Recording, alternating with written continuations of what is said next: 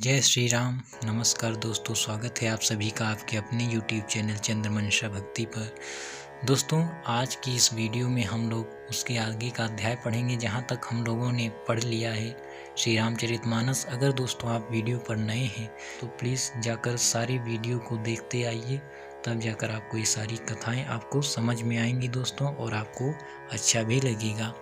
तो चलिए दोस्तों, शुरुआत करते हैं आज का अध्याय। दोस्तों, हम लोगों ने इस दोहे तक पढ़ा है।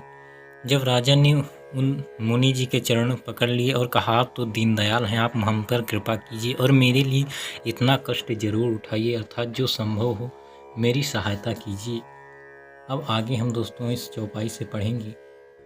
जानि नृपहि आपन आधीना, बोला तापस कपट प्रवीणा, सत्य कहूँ भूपति सुन तोहि, जग नाहिन दुर्लभ कछु मोहि।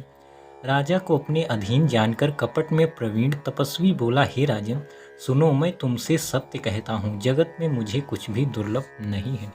अब वो कह रहा है मैं तुमसे सत्य कह रहा हूँ क्योंकि वो कपट में प्रवीण है, और वो कह रहा है कि मैं सत्य कहता हूँ, जगत में मेरे लिए कुछ दुर्लभ नहीं है। अवसिका आज मैं करी हूँ तोरा, मन तन वचन भगत तय मोरा, जोग जुगुति तप मंत्र प्रभाऊ, फलई तब ही जब करिए दुराऊ। मैं तुम्हारा काम अवश्य करूंगा क्योंकि तुम मन, वाणी और शरीर तीनों से मेरे भक्त हो, पर योग, युक्ति, तप और मंत्र का प्रभाव तभी फलीभूत होता है जब वे छिपाकर किए जाते हैं। दोस्तों, वो कह रहे हैं मैं तुम्हारा काम अवश्य करूंगा, तुम मन, वाणी और शरीर तीनों से मेरे भक्त हो, इसीलिए कह रहे हैं क्योंकि तुम मेरे मन, वाणी और शरीर से मेरे भक्त हो, पर योग, युक्ति, तप और मंत्र का प्रभाव तभी फलीभूत होता है, अर्थात तभी सफल होता है जब छिपाकर किया जाए। जो नरी समय करो रसोई, तुम परुसो मोहि जान न कोई, अन्न सो जोई जोई भोजन करई, सोई सोई तो आयसु अनुसरई। हे नरपति, मैं यदि रसोई बनाऊं और तुम उसे परोसो और मुझे कोई जाननी ना पावे, तो उस अन्न को जो जो खाएगा सो सो तुम्हारा आज्ञाकारी बन जाएगा। देखिए दोस्तों, अब वो क्या कह रहा है।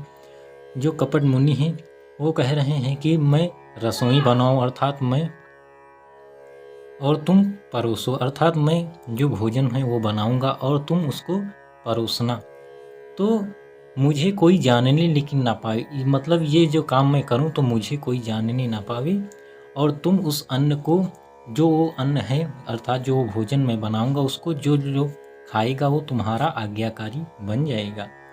पुनि तिन्ह के ग्रह जेवई जो, तो बस होई भूप सुन सो, जाई उपाय रचहु न पईहु, संबत भरि संकल्प करेहु।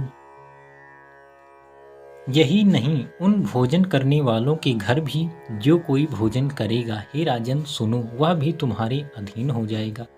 हे राजन, जाकर यही उपाय करो और वर्ष भर भोजन कराने का संकल्प लेना। दोस्तों, इतना ही नहीं, वो कह रहा है कि केवल जो खाएंगे वही नहीं, उनके भोजन करने वालों के घर भी अगर कोई भोजन करेगा तो जो भोजन करेगा सुनो, वह भी तुम्हारे अधीन हो जाएगा। तो कह रहा हूँ यही उपाय तुम जाकर करो और वर्ष भर भोजन कराने का संकल्प ले लेना। देखिए दोस्तों, वो क्या कह रहा है। नित नूतन दुज सहेस सत, बरहु सहित परिवार, मैं तुम्हारे संकल्प लगी, दिन ही कर विजयो नार। नित्य नए 1,00,000 ब्राह्मणों को कुटुंब सहित निमंत्रित करना, मैं तुम्हारे संकल्प के काल अर्थात 1 वर्ष तक प्रतिदिन भोजन बना दिया करूंगा। अब वो कह रहे हैं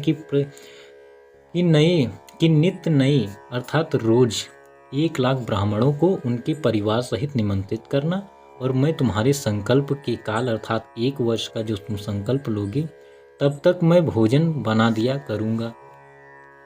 यही विधि भूप कष्ट अति थोरे, हुई हहि सकल विप्र बस तोरे, करी हहि विप्र हो मम खसीवा, तहि प्रसंग सहज ही बस देवा। हे राजन, इस प्रकार बहुत ही थोड़े परिश्रम से सब ब्राह्मण तुम्हारे वश हो जाएंगे। ब्राह्मण हवन, यज्ञ और सेवा पूजा करेंगे तो उस प्रसंग संबंध से देवता भी सहज ही वश में हो जाएंगे। दोस्तों वो कह रहे हैं कि बहुत ही अर्थात इसमें ज़्यादा परिश्रम भी नहीं होगा और सारे जो ब्राह्मण हैं जिससे तुम्हें भय है वो सब तुम्हारे वश में हो जाएंगे और वो जो यज्ञ सेवा और पूजा करेंगे उसके जो संबंध देवताओं से भी जो तुम्हारे हैं संबंध देवताओं से भी सहज ही तुम्हारे वश में हो जाएंगे। अर्थात देवता भी तुम्हारे वश में हो जाएंगे क्योंकि ब्राह्मणों को तुम भोजन कराओगे और ब्राह्मण यज्ञ सेवा पूजा करेंगे देवताओं के लिए, वो भी तुम्हारे वश में हो जाएंगे। और एक तो ही कहूँ लखाऊ मैं यही बेश न आऊ बकाऊ तुम्हारे ऊपर हित कहूँ राया हरि आनब मैं करी निज माया। मैं एक और पहचान तुमको बताई देता हूँ कि मैं इस रूप में कभी ना आऊँगा। हे राजन, मैं अपनी माया से तुम्हारी पुरोहित को हर लाऊंगा। वो कह रहे हैं लेकिन मैं इस रूप में मैं नहीं आऊँगा, मैं अपनी माया से जो तुम्हारा पुरोहित है, जो राज पुरोहित होते हैं उनको मैं हर लाऊंगा अर्थात उनको उठा लाऊंगा, या जो चोरी से तप बलत ही करी आप समाना रखी हूँ यहाँ बरस परवाना मैं धरिता सुबेसु सुनु राजा सब विधि तोर संवारब काजा। दोस्तों वो कह रहे हैं कि तप के बल से उसे अपने समान बनाकर 1 वर्ष तक यहाँ रखूंगा और हे राजन सुनो, मैं उसका रूप बनाकर सब प्रकार से तुम्हारा काम सिद्ध करूंगा। वो कह रहे हैं कि मैं तप के बल से वो जो तुम्हारा पुरोहित है उसको यहाँ रखूंगा और मैं वहाँ उसका वेश बनाकर तुम्हारे यहाँ जाया करूंगा और तुम्हारा काम सिद्ध करूंगा। गए निशि बहुत सयन अब कीजे मोहि तो ही भूप भेंट दिन तीजे मैं तप बल तो ही तुरग समेता पहुँचई हूँ सो तही निकेता। हे राजन, रात बीत गई, अब सो जाओ। वो कह रहे हैं कि रात अब बहुत बीत चुकी है, अब सो जाओ। आज से तीसरे दिन मुझसे तुम्हारी भेंट होगी, तब के बल से मैं घोड़े सहित तुमको सोते ही घर में पहुंचा दूंगा। देखिए दोस्तों कितना मायावी है। वो कह रहे हैं कि मैं सोते ही तुम्हें तुम्हारे घर भी पहुंचा दूंगा और तीसरे दिन महामारी और तुम्हारा भेंट होगी अर्थात हम मिलेंगे वहां आकर। मैं आऊ बसोई बेशु धरी पहचान हूँ तब मोही जब एकांत बोलाई सब कथा सुनाऊं तो ही। मैं वहाँ पुरोहित का वेश धरकर आऊँगा, जब एकांत में तुमको बुलाकर सब कथा सुनाऊंगा तब तुम मुझे पहचान लेना। वो कह रहे हैं कि मैं एकांत में जब मिलूंगा वही वेश पुरोहित का वेश धारण करके मिलूंगा और मैं तुम्हें ये जो सारी कथा ये सुनाऊंगा तब तुम मुझे पहचान लेना। सयन कीन नप आय सुमानी आसन जाई बैठ छल ज्ञानी समित भूप निद्रायति आई सो किमि सोवन सोच अधिकाई। राजा ने आज्ञा मानकर शयन किया और वह कपट ज्ञानी आसन पर जा बैठा। राजा थका था, उसे खूब गहरी नींद आ गई, पर वह कपटी कैसे सोता उसे तो बहुत चिंता हो रही थी। देखिए दोस्तों, राजा जब सोने गए और वो कपट मुनि जो था वो ज्ञानी आसन पर जा बैठा। राजा तो थके थे, वो तो गहरी नींद में सो गए, पर उस कपटी को नींद नहीं आ रही थी। उसे तो चिंता हो रही थी कि उसे कैसे अपना काम सिद्ध करना है। काल के तु निशिचर तहावा जेहि सुकर होई न पही भुलावा परम मित तापस न पकीरा जानई सो अति कपट घनीरा। उसी समय वहाँ काल केतु राक्षस आया जिसने सुअर बनकर राजा को भटकाया था। वह तपस्वी राजा का बड़ा मित्र था और खूब छल प्रपंच जानता था।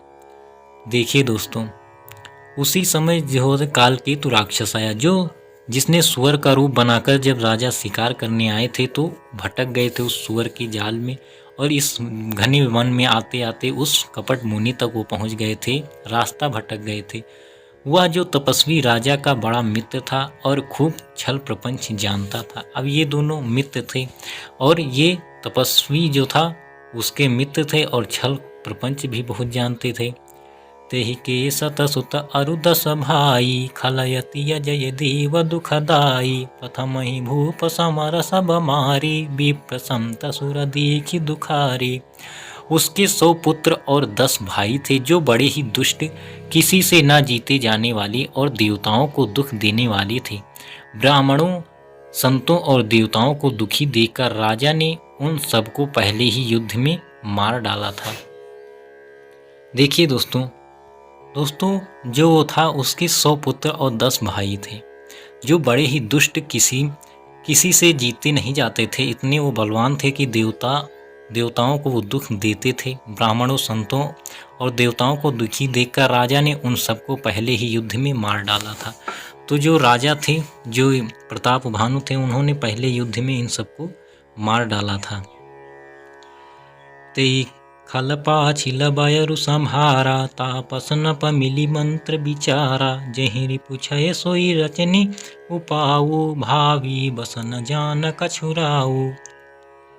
उस दुष्ट ने पिछला वैर याद करके तपस्वी राजा से मिलकर सलाह विचारी, षड्यंत्र किया और जिस प्रकार शत्रु का नाश हो वही उपाय रचा। भावी वर्ष राजा प्रताप भानु कुछ भी ना समझ सका।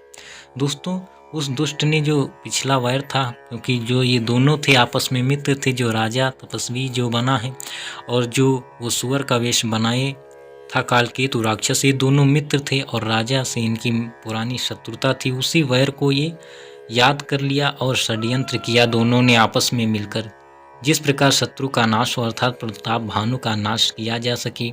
और राजा प्रताप भानु भी इस सब को समझ नहीं सके। रिपु तेजसी अकेलयपि लघु करि गनिय न ताहु, अजहु देत दुख रवि ससिहि सिर अवशेषित राहु। तेजस्वी शत्रु अकेला भी हो तो भी उसे छोटा नहीं समझना चाहिए। जिसका सिर मात्र बचा था वह राहु आज तक सूर्य चंद्रमा को दुख देता है। दोस्तों, देखिए क्या कहा गया कि तेजस्वी शत्रु अर्थात जो तेजस्वी होते हैं, जो महान होते हैं, जो बलवान होते हैं, वो अकेला भी हो तो उसे छोटा नहीं समझना चाहिए। जिसका सिर मात्र बचा अर्थात जो राहु था उसका शरीर नहीं था, केवल सिर ही बचा था, वह राहु भी आज तक सूर्य और चंद्रमा को दुख देता है, उन्हें कष्ट पहुंचाता है। दोस्तों, तो शत्रु अगर तेजस्वी है, बलवान है, तो उसे अकेला भी हो तो छोटा कभी नहीं समझना चाहिए। तो देखिए दोस्तों, अब ये दोनों मिलकर क्या षड्यंत्र करेंगे राजा के साथ। आज के इस अध्याय में बस यहीं तक, आगे की कथा हम लोग अगले अध्याय में पढ़ेंगे। तब तक के लिए जय श्री राम, नमस्कार।